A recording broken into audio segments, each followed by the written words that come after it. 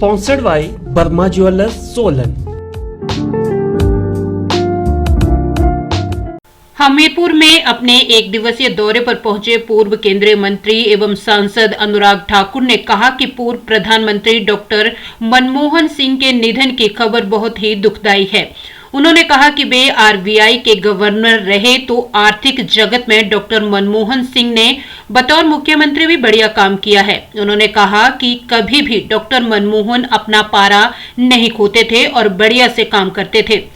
उन्होंने कहा कि पूर्व पीएम रहे मनमोहन सिंह के कार्यकाल में संसद में काम करने का मौका मिला है, जिससे बहुत कुछ सीखने को मिला। उन्होंने कहा कि देश ने एक ऐसे व्यक्ति को खोया है जिसने बहुत से महत्वपूर्ण पदों पर सेवाएं दी हैं। अनुराग ठाकुर ने कहा कि प्रधानमंत्री रहते हुए स्वर्गीय मनमोहन सिंह ने बतौर मुख्यमंत्री रहे प्रेम कुमार धूमल को भी प्रोफेसर कर बुलाते थे और सहज तरीके से संसद में आकर अपनी बात रखते थे। वहीं राहुल गांधी के बयानों पर सांसद अनुराग ठाकुर ने कहा कि राहुल गांधी का रोना अब रूटीन का काम हो गया है और राहुल गांधी के नाम के आगे रोना धोना जुड़ गया है। उन्होंने कहा कि राहुल गांधी को अपनी पार्टी की कमियों को दूर करना चाहिए और क्या कारण रहा कि महाराष्ट्र में गठबंधन के लोग आपस में लड़कर रह गए और अब भाजपा ने 140 में से 135 पर कब्जा कर लिया है और एनडीए ने सरकार बना ली है। लेकिन राहुल गांधी से पूछना चाहता हूं कि आपकी पार्टी कहां जा रही है। अनुराग ठाकुर ने कहा कि कांग्रेस के नेतृत्व को सभी राजनीतिक दल नकार रहे हैं। अगर अरविंद केजरीवाल ने कहा तो झूठ झूठ और झूठ है और सबसे बड़े झूठ बोलने वाले अरविंद केजरीवाल हैं। सबसे बड़े बेईमानी करके ठगने वाले, भ्रष्टाचार के आरोप में लंबा समय जेल में रहने वाले अरविंद केजरीवाल है और उनकी पार्टी है। इकलौती पार्टी ऐसी है आम आदमी पार्टी, जिसके जेल मंत्री जेल में, स्वास्थ्य मंत्री जेल में, शिक्षा मंत्री जेल में, आबकारी मंत्री जेल में, उप मुख्यमंत्री जेल में, शराब मंत्री जेल में, मुख्यमंत्री जेल में, 15 विधायक, 1 सांसद, 8 मंत्री जेल में। ये जेल जाने का रिकॉर्ड किसने बनाया? आम आदमी पार्टी ने बनाया। वो किसने बोल रहे हैं उनके ऊपर ही प्रश्न खड़ा होता है। उनको अपनी हार दिख रही है। उनके साथी है कांग्रेस। लोकसभा का चुनाव कांग्रेस आम आदमी पार्टी ने इकट्ठे मिलकर लड़ा है। ये चोर चोर मौसेरे भाई जिन्होंने इकट्ठी मिलकर भारतीय जनता पार्टी के साथ एक लड़ाई खड़ी की, लेकिन चल नहीं पाए, हार गए, अब आपस में लड़ रहे हैं। डॉक्टर मनमोहन सिंह जी का जाना एक बड़ी दुखद खबर है। वो एक ऐसे व्यक्ति थे जो बहुत सामान्य परिवार से आए, गरीबी भी देखी, लेकिन अपनी शिक्षा, अपनी काबिलियत के बल पर, जहाँ एक और आरबीआई के गवर्नर भी रहे, भारत के वित्त मंत्री रहे, भारत के प्रधानमंत्री 10 वर्षों तक लगातार रहे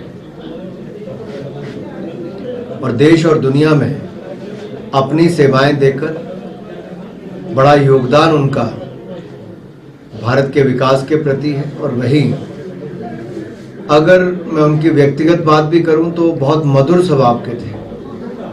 प्रधानमंत्री रहते हुए जब व्यक्तिगत रूप से मिलना तो पूछते थे प्रोफेसर साहब कैसे हैं। प्रेम कुमार धूमल जी को प्रोफेसर साहब ही कहते थे, प्रोफेसर प्रेम कैसे हैं, ऐसे पूछते थे। कभी ये नहीं लगा कि देश का प्रधानमंत्री जाते आते भी रुक जाना, हाल पूछना, ये उनका एक अच्छा व्यक्तित्व का हिस्सा था। दूसरा, पार्लियामेंट में भी बहुत तीखी नोक झोंक होना, कई बार विपक्ष की तरफ से भी तीखे सवाल खड़े करना। उनकी सरकार के समय बहुत बड़े आरोप भ्रष्टाचार के कई मंत्रियों पर लगे, उसके बावजूद वो बहुत सहज तरीके से पार्लियामेंट में आकर अपनी बात को रखते थे, जवाब देते थे, भाषण देते थे। और जो कोई उम्मीद नहीं करता था, मनमोहन जी कई बार डॉक्टर साहब शेर व शायरी में भी तंज कसने का काम या जवाब देने का काम करते थे। मुझे आज भी याद है, सुषमा जी ने बहुत तेज तरार भाषण किया, बहुत शेर व शायरी भी की, तो मनमोहन सिंह जी ने भी वापस आकर उसी तरीके से बहुत सादगी भरे तरीके से अपनी बात रखी, साधारण तरीके, लेकिन शेर व शायरी के साथ उन्होंने भी, और सब लोग हैरान थे कि डॉक्टर साहब भी शेर व शायरी कर रहे हैं। तो बहुत सारे पहलू थे उनके व्यक्तित्व के। जहाँ एक और अच्छे पार्लियामेंटेरियन की भूमिका है, वो लगातार पार्लियामेंट में आना, बैठना। बजट हमारी सरकारों में आए तब भी आए, वोट डालने की बात आई तब भी वो व्हील चेयर पर आए।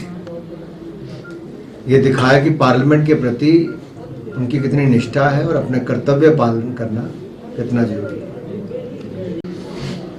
छात्रों के हित में देखिए, पहले क्या है, अगर आप देखिए कैटेगरी सी डी के इंटरव्यू होते थे, मोदी सरकार ने वो भी बंद किए और सीधा मेरिट के आधार पर उनको नियुक्ति देनी शुरू की। जो भ्रष्टाचार है उसको खत्म करवाया।